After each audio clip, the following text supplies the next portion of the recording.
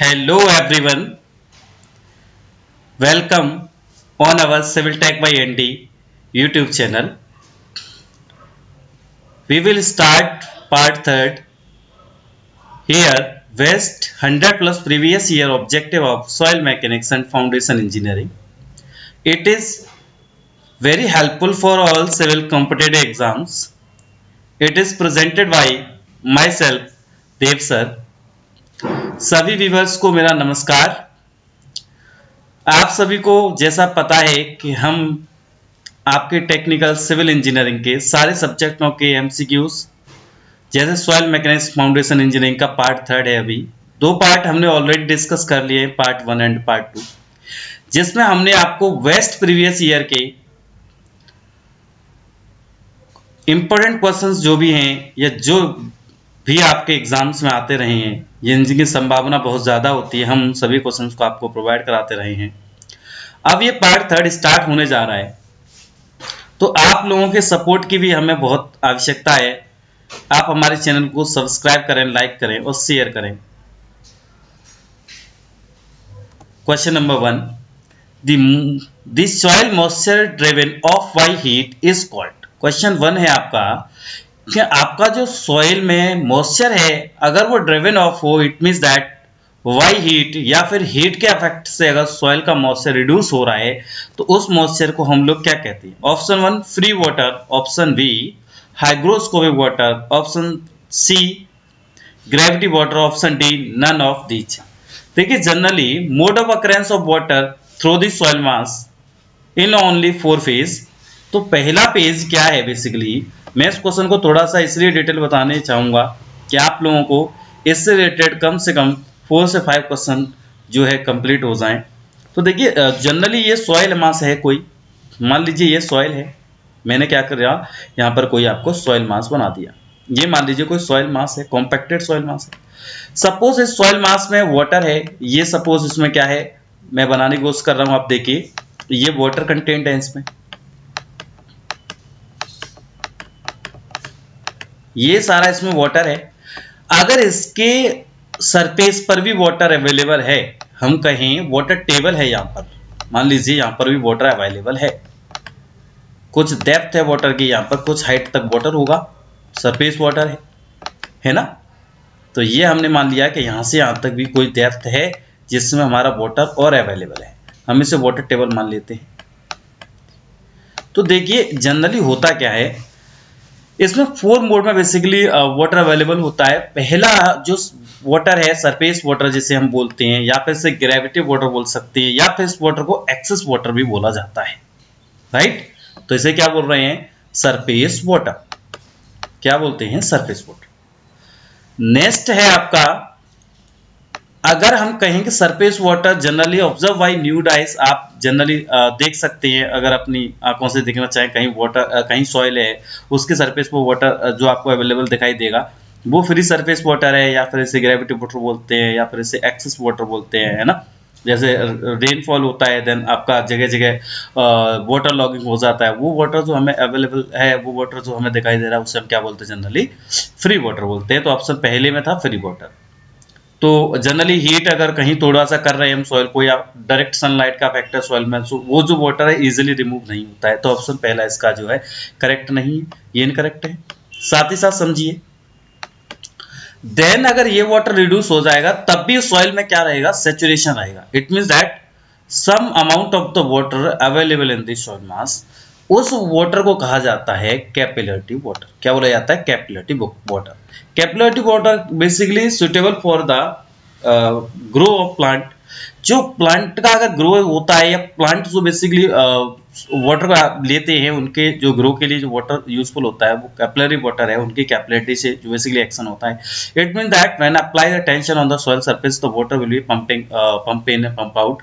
Water क्या करेगा, या सरफेस पर आएगा, फिर क्या करेगा, आप टेंशन रिलीज करेंगे, देन वाटर आपको सॉइल पॉइंट्स में अवेलेबल देखने को मिलेगा, अवेलेबल होता है. तो इसे हम क्या बोलते हैं, कैपिलरी वाटर बोलते हैं, राइट. देन अगर ये वाटर भी रिड्यूस हो जाए, कैपिलरी वाटर भी हट जाए, देन जो वाटर होगा वो होगा, अब उस वाटर को बोलते हैं हाइड्रोस्कोपिक वाटर. तो hydroscopic water generally cannot observe by nude eyes, cannot see by nude eyes, what some amount of water present in the soil mass as like feel chill of soil if you want to touch the soil mass। अगर आप soil को touch करेंगे या देखेंगे तो generally आपको वो थोड़ा सा chill फील होगा या फिर कोल्ड सा फील होगा।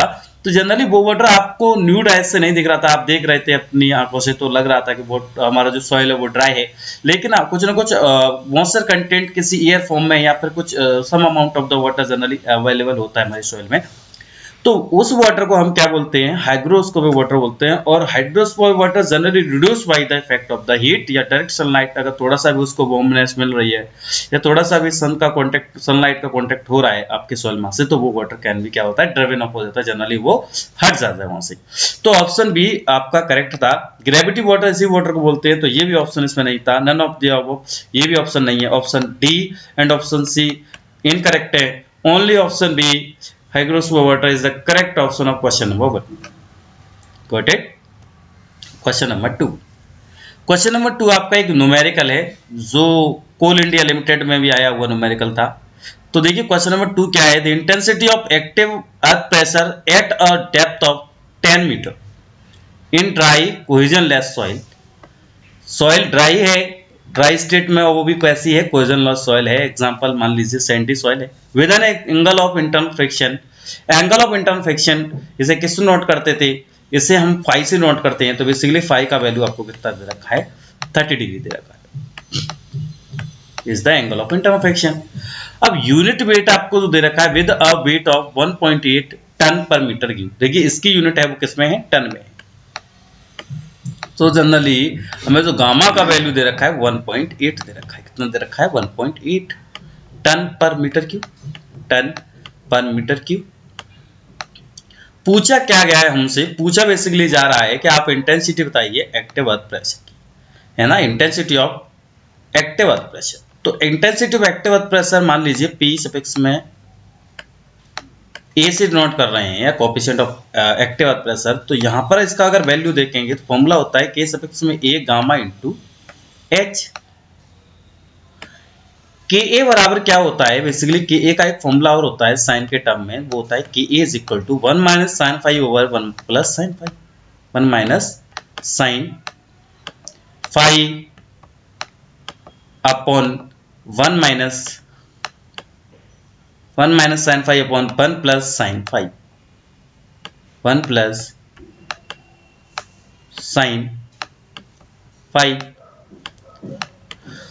तो के ए का यहां से जो वैल्यू निकल के आएगा, आप 30 डिग्री एंगल रखेंगे फाई की जगह पर 30 रखेंगे, तो के का मान यहां से जो निकल के आएगा, के का वैल्यू 1/3 आएगा। कितना आएगा, 1/3। Got it. देन हम 1/3 मल्टीप्लाई बाई क्या करेंगे, यहां पर अगर intensity of active earth pressure आपको निकालना है एक्टिव स्टेज का, तो यहां एक पी इज इक्वल टू हम क्या करें, कि के का मान वैल्यू क्या है 1/3, तो 1/3 कर दिया हमने। क्या किया, 1/3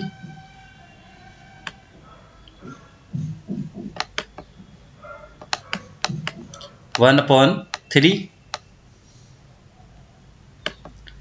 मल्टीप्लाई किससे करेंगे, गामा, गामा आपका कितना है 1.8 मल्टीप्लाई बाई कितना आपका डेप्थ है, h is the depth. Depth आपका कितना है, देखिए जनरली 10 मीटर डेप्थ दे रखा था, तो आप क्या करेंगे 10 से यहाँ पर और मल्टीप्लाई कर देंगे। ये फॉर्मूला जो है बेसिकली यूज हो रहा है यहाँ पर, इस चीज को ध्यान रखना है आपको। तो इसको हम सॉल्व करेंगे तो आंसर हमारा जो पीए का आ रहा है, सॉल्व करिए। देखिए आप कैलकुलेटर से कैल्सी आप इस लेकर के बैठा करिए जब भी न्यूमेरिकल आपको देखिए स्क्रीन पर। तो पी सफिक्स में ये आपको intensity of active earth pressure जो मिल रहा है उसका वैल्यू आ रहा है 6 टन में है। हमने टन में ही यूनिट को यूज किया था बेसिकली, जो भी हमने गामा का वैल्यू लिया था, तो 6 टन पर मीटर स्क्वायर। तो this is the intensity of the active earth pressure. तो ऑप्शन सी में आपको 6 टन पर मीटर स्क्वायर दिखाई दे रहा है, तो option C is the correct answer of question number 2। Question number 3, plasticity index is defined as the range of water content between। Plasticity index basically क्या होता है, प्लास्टिसिटी इंडेक्स का जिनको formula पता होगा वो ऑप्शन देख करके तुरंत आंसर लगा देंगे।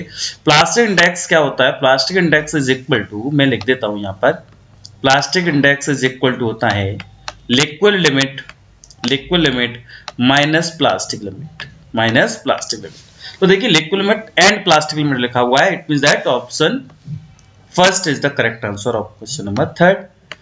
सेकंड ऑप्शन कह रहा था plastic limit and semi solid, नहीं है। Semi solid and liquid limit ये भी नहीं था। डी ऑप्शन था लिक्विड लिमिट एंड सॉलिड, ये भी नहीं है। तो option A liquid limit and plastic limit is the correct answer of question number third. Question number 4 है Bishop method of stability analysis. Basically Bishop एक एनालिसिस होती है ग्राफिकली जो स्टेबिलिटी एनालिसिस में हम यूज करते हैं, जहां आपने स्लोप स्टेबिलिटी के बारे में पढ़ा होगा। स्लोप स्टेबिलिटी एनालिसिस में अगर ये वाइसॉप मेथड देखा है तो बेसिकली इसके रेफरेंस में कौन सा स्टेटमेंट आपका करेक्ट है या कौन सा स्टेटमेंट सही है। तो ऑप्शन पहला है इज मोर कंजर्वेटिव। तो मोर कंजर्वेटिव तो होता नहीं वाइसॉप मेथड, तो ये ऑप्शन आपका कैसा है, रॉन्ग है।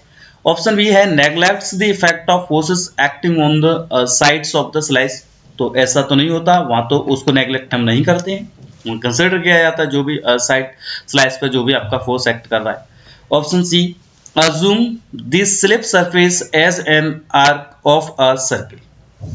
तो ये बिल्कुल सही है क्योंकि अज्यूम करते हैं हम आपका जो स्लिप सरफेस होता है उसमें आर्क सर्किल को। तो ऑप्शन सी आपका करेक्ट है। ऑप्शन डी कह रहा था ऑल ऑफ द अबव, तो आपका ऑल ऑफ तो अब नहीं है क्योंकि option A and option B already incorrect कर चुके हैं हम लोग। तो option C is the correct answer of question number 4। Next question number 5। Question number 5 आप फिर एक आपका न्यूमेरिकल है, वो ये जो न्यूमेरिकल है वो न्यूमेरिकल हैं जो आपके आईएएस में आए हुए हैं, कहीं एसएससी एग्जाम्स में भी आए हुए हैं, कहीं स्टेट एग्जाम्स में आए हुए हैं। वो क्वेश्चन है वो बेहद इंपॉर्टेंट है। बस क्वेश्चन में वैल्यू चेंज हो सकता है, देन फॉर्मूला वही यूज होने वाला है, इसी से सब कुछ सॉल्व होने वाला है। तो चलिए देखते हैं क्वेश्चन फिर है एक क्या है। If the natural moisture content the liquid limit and plastic limit of a soil sample are respectively are state as. इसमें पहले क्या क्या दे रखा है जरा इसको मार्क करेंगे। पहले तो natural moisture content, natural moisture content को WC नोट करते हैं, यू वेरी वेल लो। तो W से हमने नोट किया। अब कह रहा है लिक्विड लिमिट, दूसरा क्या बोल रहा था स्टेटमेंट में, दूसरा पॉइंट आपका लिक्विड लिमिट। तो लिक्विड लिमिट ये हमारा W हो गया और ये हमारा लिक्विड लिमिट हो गया। ये हमारा क्या हो गया W, ये हमारा क्या हो गया लिक्विड लिमिट हो गया। Then and plastic limit of a soil sample. तो this is a plastic limit value 22.5% respectively the void. अब कह रहा है द रेशियो ऑफ, क्या कैलकुलेट करना है, the ratio of liquidity index. यहां ये जरूर ध्यान देंगे कि आपको रेशियो निकालना है, किस किस का निकालना है, लिक्विडिटी इंडेक्स का और प्लास्टिक इंडेक्स का, राइट, एज, इनका रेशियो बताइए। तो पहले तो लिक्विडिटी इंडेक्स निकालेंगे, चलिए निकालते हैं। लिक्विडिटी इंडेक्स जनरली फॉर्मूला होता है लिक्विडिटी इंडेक्स का, liquidity index is equal to, आप नोट कर लीजिए इन फॉर्मूलों को, ये फॉर्मूले बेहद हेल्पफुल रहेंगे और भी क्वेश्चंस आप कहीं देखें सॉल्व करें उन्हें। तो लिक्विड इंडेक्स का फॉर्मूला होता है natural water content minus plastic limit upon liquid limit upon liquid limit minus plastic limit. अब नेचुरल वाटर कंटेंट आपका कितना है, नेचुरल वाटर कंटेंट आपका कितना आ रहा है, वैल्यूज का कितना दे रखा था। बेसिकली इनका परसेंटेज है तो परसेंटेज में यूज कर लेते हैं, जो वैल्यू आएगी उसको हम परसेंटेज में फाइनली कन्वर्ट कर लेंगे। तो 30.5 माइनस कर दीजिए, माइनस PL कितना है आपका, बेसिकली प्लास्टिक लिमिट कितना है 22.5 है, तो ये भी आपने पुट किया। देन क्या किया, liquid limit minus plastic limit. Liquid limit आपका कितना था 42.5 माइनस किया आपने प्लास्टिक लिमिट 22.5। इसको जरा सॉल्व करेंगे आप तो जो वैल्यू निकल के आ रहा होगा इसको सॉल्व करने के बाद वो बेसिकली आ रहा है आपका यहाँ पर आ रहा है 8, 30.5 में से 22.5 हटाएंगे तो माइनस करेंगे तो 8 आ रहा है, अपॉन यहाँ पर कितना आ रहा है 20 आ रहा है। बेसिकली 42.5 में से माइनस 22.5 करेंगे तो 8/20 माइनस करिए 0. इसको क्रॉस कर देंगे। बेसिकली अगर कहीं 20 को डिवाइड करेंगे 8 में तो 0.4 आपका जो है वैल्यू आ रहा है। अब ये जो वैल्यू निकला है ये हमारा किसका वैल्यू निकला है, लिक्विड इंडेक्स का। अब प्लास्टिक इंडेक्स आपको बताइए, प्लास्टिक इंडेक्स जनरली क्या होता है, liquid limit minus plastic limit. Plastic index क्या होता है, ये जो मैंने फॉर्मूला में रखा है liquid limit minus plastic limit, plastic index का तो है ही। तो क्या लिखें plastic index, liquid limit minus plastic limit. तो लिक्विड लिमिट आपकी कितनी है, अभी आपने देखा था इसको माइनस करके यहाँ कितना आ रहा है वैल्यू डिक्लोमेट्स में से आप माइनस करेंगे लास्ट एलिमेंट को, तो 42.5 में से माइनस 22.5 करेंगे तो बेसिकली ये कितना आ रहा है 20, लग रहा है 20। अब 20 आ रहा है, अब रेशियो देखना है आपको जनरली, तो क्या करते हैं, इन दोनों का रेशियो देख लीजिए। अभी मैं क्या कह रहा हूँ 0.4 में 0.4 आपका क्या निकला, लिक्विड इंडेक्स, डिवाइड कर दीजिए, रेशियो देखना है दोनों का, तो मैंने इसका 0.4 रखा और डिवाइड कर दिया 20 से, इट मीन दैट रेशियो। तो यहाँ पर जो निकल के आएगा वो 0.02 आ रहा है बेसिकली। अब इसको अगर परसेंटेज में देखें, क्योंकि वैल्यू परसेंटेज में, तो परसेंटेज में कभी कन्वर्ट कर लेते हैं, मल्टीप्लाई बाई 100 से कर देंगे आप, तो जनरली कितना आ जाएगा, इज इक्वल टू क्या आ जाएगा, इज इक्वल टू 2। तो देन कौन सा ऑप्शन है इसमें 2 है, option C 2 is the correct answer question number 5। थोड़ा समय लग जाता है, लेकिन जो भी व्यूअर्स है मैं बता दूं, इस तरह का क्वेश्चन आपका कई सारे जो है सेंट्रल या स्टेट के एग्जाम है जितने भी, उन सभी में इस तरह के क्वेश्चन आपको देखने को मिलते हैं फ्रॉम सॉइल मैकेनिक्स से। तो question number 6, if you are given a sample या you are given a sample of a soil containing coarse grain to determine its water content you will use. अगर कोई सॉइल सैंपल आपको provide किया जा रहा है, उस सॉइल सैंपल पर कोर्स ग्रेन बहुत ज्यादा है या अमाउंट ऑफ कोर्स ग्रेन मोर है, तो इस केस में आप वाटर कंटेंट निकालने के लिए कौन सा इनमें से मेथड यूज करते हैं, कौन सा जो है बेसिकली इक्विपमेंट है जिसकी सहायता से हम लोग क्या करते हैं, हेल्प से हम लोग वाटर कंटेंट को निकालते हैं। तो जनरली वाटर कंटेंट निकालने के कई सारे मेथड होते हैं, जैसे ओवन ड्राइंग मेथड हुआ, कैल्शियम कार्बाइड मेथड हुआ, अल्कोहल मेथड हुआ, आपका वो जो है रेडिएशन मेथड भी होता है। ये सारे कई सारे मेथड हैं, इनसे हम लोग क्या करते हैं, वाटर कंटेंट को जनरली कैलकुलेट करते हैं। तो यहाँ पर जो कोर्स ग्रेन की अगर बात हो रही है, इतना बस ध्यान रखिएगा, जब भी अगर कोई soil sample containing coarse grain है तो उसका वाटर कंटेंट हम लोग पिक्नोमीटर से निकालते हैं। तो पिक्नोमीटर ऑप्शन ए में है, यही आपका करेक्ट है। और pycnometer is also use to determine the specific gravity of the soil. इसको स्पेसिफिक ग्रेविटी निकालने के लिए भी यूज किया जाता है, राइट। ओवन ड्राइंग मेथड ही वाटर कंटेंट का मेथड था। तो water content oven drying method जब यूज करते हैं जब कोर्स ग्रेन ना हो हमारी सॉइल में, कोर्स ग्रेन का परसेंटेज ज्यादा ना हो, कंटेनिंग कोर्स ग्रेन ना हो, देन हम water oven drying method basically use कर लेते हैं। और एक पॉइंट और यही याद रखिएगा, ओवन ड्राइंग मेथड सबसे एक्यूरेट मेथड माना जाता है वाटर कंटेंट निकालने के लिए। Option C calcium carbide method, calcium carbide method सबसे क्विक मेथड माना जाता है। बेसिकली कैल्शियम कार्बाइड मेथड सबसे क्विक मेथड है, हम सबसे जल्दी वाटर कंटेंट सॉइल मास से कैल्शियम कार्बाइड मेथड से निकालते हैं। तो अल्कोहल मेथड ये भी आपका जो है वाटर कंटेंट डिटरमाइन करने का मेथड था। तो यहाँ पर जो करेक्ट ऑप्शन है वो पिक्नोमीटर है। तो A option is the correct option of question number 6। Next question number 7, pick up the incorrect definitions from the following. Incorrect definition आपको यहां से निकालनी है। मैंने पहले बताया था, पहले तो वो मार्क कर ले जिसको आपको देखना है, इनकरेक्ट निकालना है इनमें से। तो चलिए, the ratio of compressive strength of unconfined या undisturbed soil sample to that of the remoulded soil sample in non sensitivity of soil. बिल्कुल, सेंसिटिविटी ऑफ सॉइल का सैंपल बोलते हैं उसे, अगर आपका compressive strength of undisturbed soil sample to that compressive strength of remoulded soil sample, उसे sensitivity of soil कहा जाता है। तो ये तो करेक्ट है, इनकरेक्ट नहीं।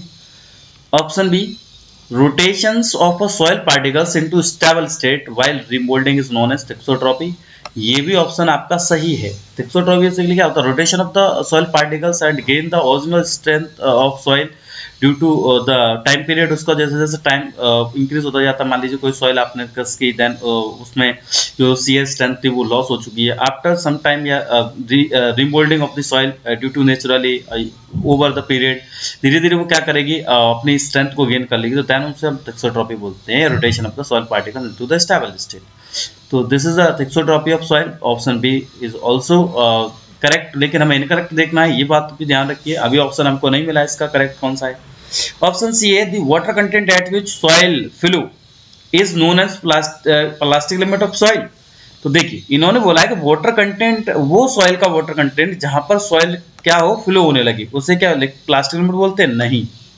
तो इनकरेक्ट यही ऑप्शन है, यही आपका इसमें जो है करेक्ट ऑप्शन माना जाएगा कहीं तो ऑप्शन सी है। बिकॉज जो हमारा वाटर कंटेंट है, कहीं तो water content at the soil flow is called liquid limit of soil, but यहाँ पर प्लास्टिक लिमिट कह रहा था। तो option C is the correct answer of question number 7। None of this, ये भी आपका नहीं हो गया।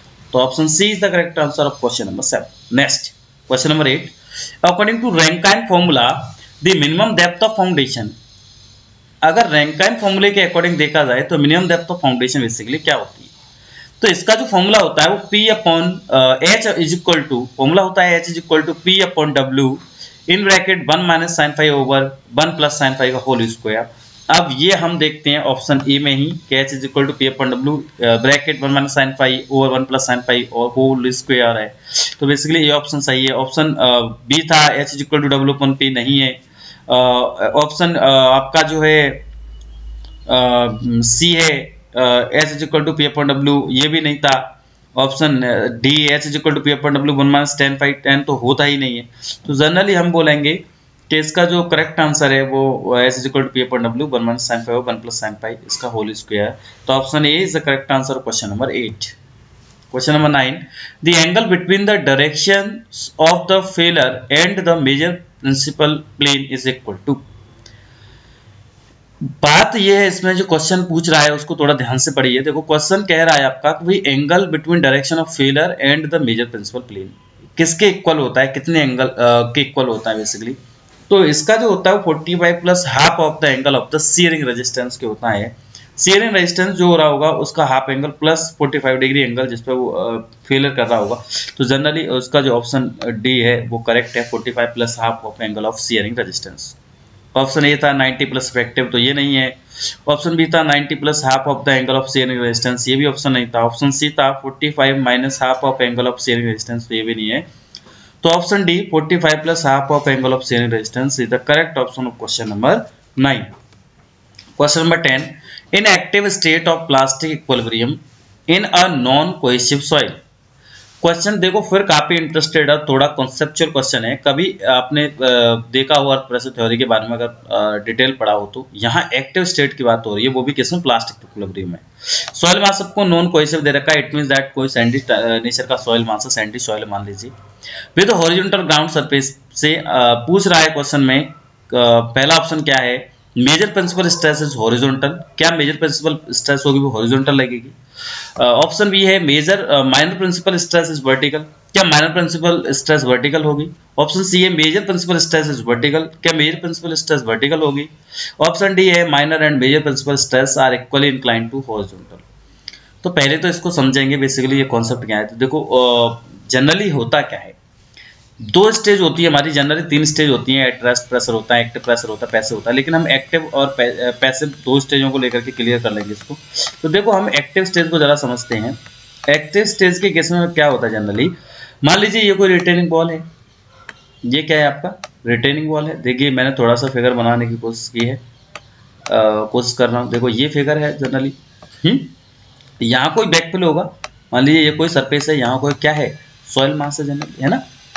अब क्या है होता है, एक्टिव प्रेशर क्या होता है. Active pressure basically away from the backfill जो सॉइल मास है वो क्या करेगा, ये जो सॉइल मास है ये इस पे क्या लगाएगा, धक्का लगाएगा, इसे पुश करेगा. बिकॉज बॉल को फील कराना चाहेगा, बॉल आपकी क्या हो, अवे फ्रॉम द बैकफिल हो, मतलब जो भी सॉइल मास है उससे हट जाए, बाहर की साइड में धक्का देगा. लेकिन जो पैसिव प्रेशर होगा क्या करेगा, टूवर्ड्स द बैकफिल, ये इसको इधर अपोज करेगा. भाई जो हमारा रिटेनिंग बॉल है वो क्या करे, सॉइल मास की तरफ रहे, सॉइल मास को और कॉम्पैक्ट करे. Is it clear. तो अब यहाँ पर एक्टिव स्टेज की बात हो रही है. किसकी बात हो रही थी, एक्टिव स्टेज की. तो एक्टिव स्टेट की अगर बात करें तो एक्टिव स्टेट में बेसिकली क्या होता है, जो वर्टिकल स्ट्रेस होती है, ये कौन सी स्टेज होगी, वर्टिकल स्टेट. मैं बोलूँ ये कौन सी स्ट्रेस होगी, तो मान लीजिए वर्टिकल स्ट्रेस है. और यहाँ जो लगने वाली स्ट्रेस होगी क्या होगी, ये जो लगने वाली स्ट्रेस होगी इसे हम क्या बोलते हैं, हॉरिजॉन्टल स्ट्रेस. क्या बोलेंगे इसे, हॉरिजॉन्टल स्ट्रेस. क्लियर हो रहा है आप सभी को, ये क्या आपका हॉरिजॉन्टल स्ट्रेस है. तो जनरली जो वर्टिकल स्ट्रेस लगता है, देखिए यहाँ पर नॉन कोहेसिव सॉइल है, मैंने बताया था नॉन कोहेसिव सॉइल के साथ है, इक्विलिब्रियम स्टेट है. तो हमारा जो वर्टिकल स्ट्रेस होता है वो हमेशा मेजर प्रिंसिपल स्ट्रेस होगा in case of active state, और जो हॉरिजॉन्टल होता है वो माइनर प्रिंसिपल स्ट्रेस होता है इन केस ऑफ एक्टिव. तो हमें क्या कहा था, major principal stress is vertical. तो मेजर प्रिंसिपल स्ट्रेस आपका कैसा वर्टिकल है. तो option C is the correct answer of question number 10. Right. अगर यहीं पर वो पैसिव स्टेज कह देता, देखो थोड़ा सा और इसमें डिटेल बता दूं, अगर यहीं पर पैसिव स्टेट कह देता, पैसिव स्टेट के केस में वाइस वर्सा हो जाता है. बिकॉज आप जानते हो कि atomic pressure is inversely proportional to the passive. It means that both are vice versa, mutually एक दूसरे के कैसे हैं, अपोजिट होते हैं, वाइस वर्सा होते हैं. तो यहाँ पर अगर मैं कह देता कि भाई ये पैसिव स्टेट है, तो पैसिव स्टेट गेट में जो वर्टिकल स्ट्रेस लग रही थी वो आपकी कैसे हो जाएगी, वर्टिकल स्ट्रेस आपकी माइनर प्रिंसिपल स्ट्रेस हो जाएगी, हॉरिजॉन्टल आपकी मेजर प्रिंसिपल स्ट्रेस हो जाएगी। लेकिन ये एक्टिव स्टेट था, तो एक्टिव में मैंने आपको बता दिया है कि एक्टिव स्टेट में जो वर्टिकल डायरेक्शन होती है, वर्टिकली जो लगती है, वो आपकी मेजर प्रिंसिपल स्ट्रेस वर्क करती है। तो option C is the correct answer of question number 10। I hope clear होगा सभी को। Question number next 11, a soil not fully consolidate under the existing overwater pressure is called। अगर soil कोई पहले से कंसोलिडेट फुली नहीं है, फुली कंसोलिडेट नहीं है और उसे कंसोलिडेट किया जाता है अंडर द एग्जिस्टिंग ओवरवाटर प्रेशर, उसको ओवरवाटर प्रेशर से एग्जिस्टेंट किया जा रहा है, उसमें ओवरवाटर प्रेशर लग रहा है बिकॉज अंडर प्रेशर है वो, तो सॉइल को हम बेसिकली क्या बोलते हैं, तो बिकॉज रिसेंटली अभी देख रहे हैं इस क्वेश्चन में बेसिकली क्या है, वो अभी अंडर कंसोलिडेट है, तो जनरली इस सॉइल को हम क्या बोलेंगे, अंडर कंसोलिडेट सॉइल बोलेंगे, न कि प्री कंसोलिडेट, ना ही नॉर्मल कंसोलिडेट, ना ही नन ऑफ द अबव। तो option C is the correct answer of question number 11। Question number 12, pick up the correct statement from the following. ये सारे स्टेटमेंट देखिए अंदर कौन सा आपको बेसिकली करेक्ट है, तो मैं बताता हूँ जैसे आपको वैसे ही आप करिए। यहाँ पर आप करेक्ट स्टेटमेंट, तो करेक्ट को क्या करिए, अंडर मार्क करिए, बेसिकली हमें करेक्ट ही देखना है इसमें से। तो क्वेश्चन आपका क्या है, illite bond is weaker than kaolinite bond. देखो जनरली जो ये मिनरल है बेसिकली क्ले मिनरल्स हैं, कैलोनाइट होता है, एलाइट होता है, मोंटोमोनाइट होता है ना, ये सब मिनरल है आपके लिए क्ले मिनरोलॉजी में आपने पढ़े हो शायद। तो अब एलाइट बॉन्ड जो है वो वीकर है कैलोनाइट बॉन्ड से, क्या पूछ रहा है, तो बिल्कुल सही है क्योंकि सबसे स्ट्रॉन्ग है वो आपका कैलोनाइट बॉन्ड होता है, देन आपका एलाइट बॉन्ड होगा, देन आपका मोंटोमोनाइट बॉन्ड होता है, कैलोनाइट बॉन्ड होगा वो हाइड्रोजन बॉन्ड होता है, एलाइट बॉन्ड आपका पोटेशियम बॉन्ड होता है, मोंटोमोनाइट बॉन्ड उसमें वाटर बॉन्ड होते हैं, राइट। इनकी थिकनेस है, बहुत डिटेल है, वीडियो ज़्यादा लेंथ का हो जाता है इसलिए मैं ज़्यादा डिटेल नहीं बताना चाहता हर चीज़ को। न्यूमेरिकल है तो उसमें डिटेल न्यूमेरिकल फॉर्मूले के साथ डिस्कस करना पड़ता है ऑब्वियसली। तो इसमें जो है इलाइट वीकर ही होगा क्योंकि मैंने आपको बताया था ऑर्डर क्या है, kaolinite stronger than illite, illite stronger montmorillonite. तो यहाँ पर ऑप्शन ए आपका कैसा है, करेक्ट है। इलाइट आपका वीकर होगा किससे, कैलोनाइट, बस स्ट्रॉन्ग होगा किससे, मोंटोमोनाइट से। Is it clear? Option B, illite bond is stronger than मोनोमोनाइट बॉन्ड। देखो मैंने अभी आपको जैसे सेंटेंस में बताया कि इलाइट बॉन्ड जो है स्ट्रॉन्गर होगा मोनोमोनाइट, बिकॉज मोनोमोनाइट जो बॉन्ड होता है वो सबसे लोअर बॉन्ड होता है या फिर बोले सबसे लूज बॉन्ड होगा। It is found in Sandy nature soil, जो भी सैंडी नेचर का सॉइल होता है जनरली उसमें मोनोमोनाइट बॉन्ड पाया जाता है। तो ऑप्शन बी भी आपका कैसा है, करेक्ट है। करेक्ट हम देख रहे थे, ऑप्शन बी भी करेक्ट है। नेक्स्ट है illite does not swell when wet. ये ऑप्शन भी करेक्ट है। जब तक आप लाइट बॉन्ड में कुछ एब्जॉर्प्शन नहीं देंगे आप वाटर का या फिर वाटर की अवेलेबिलिटी नहीं होगी, जब तक वो वेट नहीं होगा, थोड़ा सा भीग नहीं जाएगा, जब तक उसको थोड़ा सा वाटर कॉन्टेक्ट नहीं होगा, देन तब तक वो क्या करेगा, स्वेल नहीं कर सकता। वो does not swell when wet. अगर उसको हम वाटर कंटेंट थोड़ा सा दे दें तो ऐसा नहीं है कि हमने वाटर कंटेंट थोड़ा सा दे दिया उसको वो जल्दी से स्वेल करने लग गया। उसको प्रॉपर मैक्सिमम अमाउंट तक जो वाटर हाई कहें उसका डिग्री ऑफ सैचुरेशन 100% करने से उसमें जो क्या है स्वेल होने लगेगा।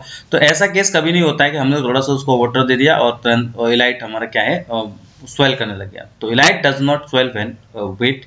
तो सी ऑप्शन भी आपका कैसा है, करेक्ट है, बिकॉज बॉन्ड आपका पोटेशियम होता है इसमें। तो D all of the above is the correct option question number 12। Question number 13, ये भी एक फॉर्मूला है और काफी इंटरेस्टेड फॉर्मूला है, इससे कई सारे न्यूमेरिकल सॉल्व होते हैं। तो if C is the coefficient of the consolidation, अगर सी कोएफिशिएंट ऑफ कंसोलिडेशन है, टी आपका टाइम है, D is drainage path of one dimensional consolidation of soil, the time factor TV is given by. किस formula है आपका जो time factor निकालेगा, ऐसा कौन सा फॉर्मूला है जो यहाँ पर करेक्ट है, जो फॉर्मूला दे रखा है ऑप्शंस में। तो देखो फॉर्मूला टीवी का बेसिकली फॉर्मूला क्या होता है, ये बेसिकली टाइम फैक्टर कैलकुलेट करने के लिए होता है। तो टीवी इज इक्वल टू हम फॉर्मूला निकालते हैं, देख लिए यहाँ जनरली में लिख देता हूँ फॉर्मूला थोड़ा सा। तो TV is equal to formula होता है CV into T is the time upon D square. TV is equal to C into T upon D square, ये टाइम फैक्टर का फॉर्मूला होता है। तो ये जिस ऑप्शन में होगा वही ऑप्शन करेक्ट है। तो ऑप्शन डी देखो, TV is equal to C into T upon D square is the correct option of question number 13। इनमें से कोई भी करेक्ट नहीं है। T is equal to D upon C into T ये भी नहीं था, ये सारे ऑप्शन करेक्ट हैं। Option D is the correct option only. तो ऑप्शन डी आपका क्या था, TV is equal to C into T upon D square, यही फॉर्मूला मैंने यहाँ लिखा है, तो ये इसका ऑप्शन करेक्ट है। अच्छा, एक फॉर्मूला और होता है टाइम फैक्टर का, अगर आपको सभी को पता हो तो बेसिकली जहां अंडर कंसोलिडेशन का कुछ परसेंटेज दे दे तो TV is equal to formula क्या होता है? TV is equal to formula होता है pi by 4 in bracket U, capital U, उसका वैल्यू आपको दे देगा अंडर कंसोलिडेट या जो कंसोलिडेशन का दे रहा होगा रेशियो वो है, तो आपका पाई बाई 4 इंटू यू का होल स्क्वायर, ये आपका फॉर्मूला और होता है। तो option D is the correct answer of question number 13। Next question number 14, select the correct statement. आपको सिर्फ करेक्ट स्टेटमेंट सेलेक्ट करना है इसमें, तो जरा मार्क करेंगे करेक्ट स्टेटमेंट कौन सा है। पहला ऑप्शन है unit weight of dry soil is greater than unit weight of wet soil. तो ऐसा कभी नहीं हो सकता कि भाई unit weight of dry soil is greater than unit weight of wet soil, because wet already increase due to the water entered in the soil mass. When the soil is wet, the unit weight is larger than more than the unit weight of the dry soil mass। तो generally ये option आपका incorrect है, ये option इसका correct नहीं। Option B क्या है, for dry soil dry unit weight is less than that total unit weight. ऐसा क्या टोटल यूनिट वेट से अगर कहें ड्राई यूनिट वेट क्या हमेशा लेस देन होता है ड्राई सॉइल के केस में? अगर मान लीजिए कोई ड्राई सॉइल है, मैं कहूँ unit weight of soil less than the total unit weight, ऐसा हो सकता है? तो ऐसा जनरली नहीं होता, तो ये भी इनकरेक्ट है। ऑप्शन सी है unit weight of soil increase due to the submergence in water. अगर वाटर में सबमर्ज कर रहे हैं तो क्या इंक्रीज करेगा आपका जो है यूनिट वेट ऑफ सॉइल मास? तो देखो जनरली जो हमारा सॉइल मास में अगर हम वाटर को या जो हमारा सॉइल मास है उसको हम वाटर में बेसिकली जब भी सबमर्जेंस करेंगे या वाटर सबमर्ज करेंगे सॉइल मास को, तो उसके समय पे unit weight of soil mass decrease होगा, ऑलवेज रिमेंबर। तो बिकॉज वहां पर क्या हो रहा होगा, एंट्रेंस जो भी हमारे जो वॉइड्स हैं उनमें वाटर बेसिकली एंटर करेगा, देन वहां पर क्या होगा, वाटर टोटली सबमर्ज हो रहा है, बिकॉज वो कहीं ना कहीं लिक्विड फॉर्म में जाएगा और उसका जो है यूनिट वेट क्या होगा बेसिकली यहाँ पर रिड्यूस होगा। तो दे बिकॉज यहाँ पर जो करेक्ट स्टेटमेंट है वो unit weight of soil decreases due to the submergence in water. तो option D is the correct answer question number 14। Option question number 15, the bearing capacity of soil depends on. Soil की bearing capacity basically किस पर depend करेगी? तो पहला option है size of the particles, तो particle size पर डेफिनेटली डिपेंड करती है। Option B shape of the particle, particle के शेप पर भी डिपेंड करती है। Option C cohesive property of particles, या बोल रहे हैं कोहेसिव प्रॉपर्टी ऑफ सॉइल, इस पर डिपेंड करेगी सॉइल कोहेसिव है या उसकी प्रॉपर्टी किस तरह की है। तो ऑप्शन सी आपका correct statement that option D all of the above depend सभी पर करेगी, तो all of the above is the correct answer of question number 15। Question number 16, fundamental relationship between dry density. देखो ड्राई डेंसिटी है यहाँ पर generally ये थोड़ा वी डी बन गया है, इसको गामा बनाएंगे, ये गामा डी है ड्राई डेंसिटी। तो हमने डी से नोट कर दिया डी ड्राई डेंसिटी, गामा से नोट कर दिया dry density. Bulk density, bulk density आप जानते हैं सिंपली गामा से नोट होती है। बल्क डेंसिटी बेसिकली क्या होती है, वेट पर यूनिट वॉल्यूम है ना of soil mass is called bulk density.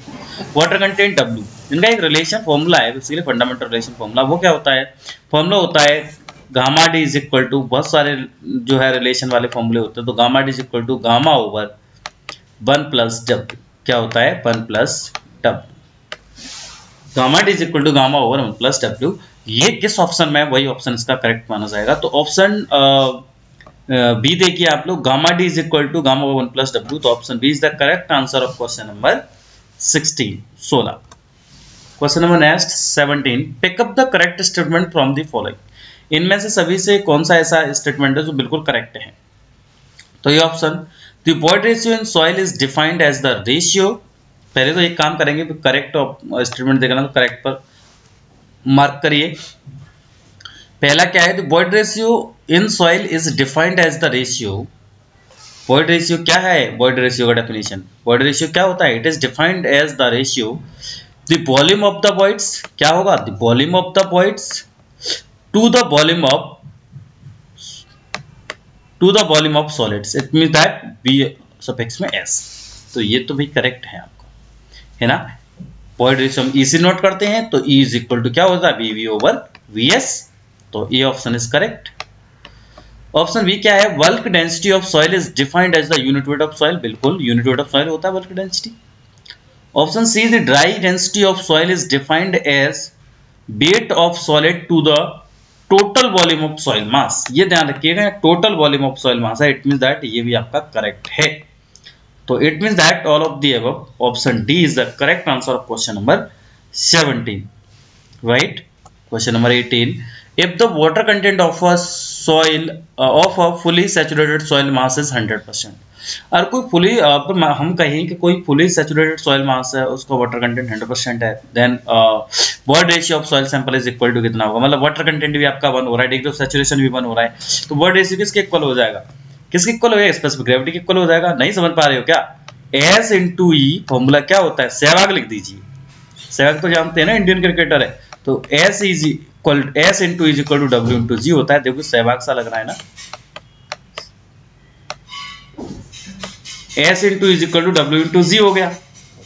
अब देखिए S डिग्री ऑफ सैचुरेशन भी क्या हो रहा है, 1 हो रहा है, डिग्री ऑफ सैचुरेशन क्या है, इसका वैल्यू क्या है 1, और W भी क्या है 1 है, ये भी 1 है। तो मैंने बोला भाई जब degree of water content is equal to the fully saturated of the soil mass 100%, तो बिकॉज यहाँ S का भी वैल्यू क्या हो जाएगा 1, तो S E का 1 से मल्टीप्लाई करेंगे तो E आ जाएगा यहाँ पर, और W का W की जगह पर हमने 1 रख दिया बिकॉज W का भी वैल्यू 1 है, और मल्टीप्लाई करते हैं G से तो फिर भी वहां पर G रह जाएगा, तो यहाँ पर E इज इक्वल टू किसके हो जाएगा, G के, और where G is equal to, आप जानते हैं where G is equal to क्या है, स्पेसिफिक ग्रेविटी। तो यहां पर क्या हो रहा है कि void ratio is equal to the specific gravity of the soil mass, then solve. देखिए तो ऑप्शन आपका कहां है, ऑप्शन पहला क्या कह रहा था, less than specific gravity of the soil mass, less than तो नहीं हो रहा, equal to the specific gravity of soil mass पकड़ लिया। Option B is the correct answer of question number 18, जो आपका सॉइल सैंपल है उसमें वॉइड रेशियो इक्वल हो जाता है specific gravity of the soil mass. Next question number 19, if water content of soil मास, इस तरह का क्वेश्चन काफी इंपॉर्टेंट है, और देखिए कितने जो है कितनी अच्छी बात है कि अभी भी मैंने आपको फॉर्मूला बताया, उसी फॉर्मूले पे शायद ये क्वेश्चन जो है रिलेटेड है, उसी फॉर्मूले की बेस्ड है। तुम देखो if the water content of soil is 40%, मान लीजिए वाटर कंटेंट आपको दे रखा है W, है ना, मैं W इज इक्वल टू आपके लिए लिखता हूँ, W इज इक्वल टू 40% है, मान लीजिए मैं जनरली परसेंट इसको उठाया, मैंने इसको जनरली चेंज किया, तो 0.40 आ रहा है वैल्यू इसको वाटर कंटेंट का। G का वैल्यू कितना दे रखा है, आप देखिए कि इसका G का वैल्यू कितना है, G का वैल्यू यहाँ पर निकल के आ रहा है, जनरली G का वैल्यू आ रहा है आपके लिए 2.7 जो दे रखा है न्यूमेरिकल में, 2.70 is the value of specific gravity. और वॉइड रेशियो E का वैल्यू कितना आ रहा है, void ratio E is equal to आपका 1.35। अब डिग्री ऑफ सैचुरेशन लगाना, इट मीन दैट S और R, या फिर S बोले degree of saturation, S fix में R बोल दीजिए या S बोल दीजिए, is equal to how much या हाउ मच कितना होगा। तो फॉर्मूला हमारे पास क्या था, वही Sehwag S E is equal to W into G। अब आपको निकालना है SR, तो मैं S इज इक्वल टू निकालूंगा तो W इंटू G अपॉन ही हो जाएगा, तो W into G upon E हो जाएगा, तो इज इक्वल टू W को वैल्यू रखिए, W का वैल्यू 0.4 आ रहा है, जो भी हमने देखा था 0.4 है, मल्टीप्लाई करिए इसमें G का 2.7 का, G का वैल्यू कितना था स्पेसिफिक ग्रेविटी का 2.70 अपॉन करिए E कितना है आपका 1.35, तो S इज इक्वल टू जो आएगा बेसिकली कैलकुलेट जो S हो गया आ रहा है वो कितना कैलकुलेट हो गया आएगा, वो आपका हो गया आएगा 80%। आप इसे सॉल्व करके देखिएगा, परसेंटेज में ये कितना आ जाएगा 80%। तो option C is the correct answer of question number 19। इस तरह के क्वेश्चन काफी एग्जाम्स में आते हैं, कभी डिग्री ऑफ सैचुरेशन पूछ लेता है इसी फॉर्मूले में, जो ये फॉर्मूला मैंने यहाँ लिखा हुआ है इसमें कभी डिग्री ऑफ सैचुरेशन पूछ लेगा, कभी अब मान लीजिए डिग्री ऑफ सैचुरेशन ने कह दिया 100%, तो सपोज वहां S का वैल्यू 1 होना है, ये सबको पता होगा कि S का वैल्यू 1 होता है। कभी डिग्री ऑफ सैचुरेशन पूछ लेगा, कभी वॉइड रेशियो आपको कैलकुलेट करा देगा, कभी वाटर कंटेंट, कभी स्पेसिफिक ग्रेविटी, तो कुछ भी आप कैलकुलेट कर सकते हैं। तो यहाँ पर ऑप्शन सी करेक्ट था क्वेश्चन नंबर 19 का। Question number 20, the angle of internal fraction of clay is usually, देखिए एंगल, मैंने पहले भी बताया था आपको, एंगल ऑफ इंटरनल फ्रैक्शन को जनरली हम किससे नोट करते हैं, इसको हम डिनोट करते हैं फाई से। किससे नोट करते हैं, फाई से। तो पहले मैंने बताया कि इसको फाई से नोट करते हैं, जनरली सभी को पता है एक फॉर्मूला सी स्ट्रेंथ निकालते हैं हम, तो S is equal to C plus sigma in tan phi. मैंने 2 पार्ट कराए, उसमें कई बार इस फॉर्मूले को लिखा हुआ है। तो वहाँ जो फाई है वही एंगल ऑफ इंटरसेक्शन है। अगर क्ले के केस की बात करेंगे तो ये जो वैल्यू वेरी करेगी या एंगल ऑफ इंटरसेक्शन की value in case of clay usually जो वेरी करता है वो 0 डिग्री से लेकर 20 डिग्री के बीच में वेरी करता है, राइट। ये डिग्री है तो 0 डिग्री से लेके 20 डिग्री के बीच में वेरी करता है। तो option B is the correct answer question number 20। 0 से 5 नहीं होता, 30 से 20 से 30 डिग्री नहीं होता, 30 से 45 डिग्री नहीं होता। तो ऑप्शन बी है सिर्फ 0 से 20 डिग्री वेरी करता है angle of intersection of clay. तो option B is the correct answer of question number 20। Thank you all of you. आपका सपोर्ट ही हमारा मोटिवेशन है। और सभी व्यूवर्स को मैं बता दूं कि अब तक हमारे 3 पार्ट आपको बेस्ट 60 क्वेश्चंस मिल चुके हैं और ये सीरीज अभी फिलहाल 100 plus best previous year questions की है। देन इसके बाद हम 500 plus MCQs previous year important MCQs का सीरीज लेके आने वाले हैं। ऐसा कोई भी क्वेश्चन नहीं बचेगा हमारे चैनल पर जो आपको नहीं मिले या किसी भी स्टेट में आया हुआ क्वेश्चन हो यहाँ पर न मिले। सारे इंपॉर्टेंट क्वेश्चंस आपको कराए जाएंगे, क्यों ना वो कितना भी बड़ा न्यूमेरिकल क्यों ना हो, चाहे वो कितना छोटा से छोटा कॉन्सेप्ट क्यों ना हो। तो keep support, like, share and subscribe. Thank you all of you.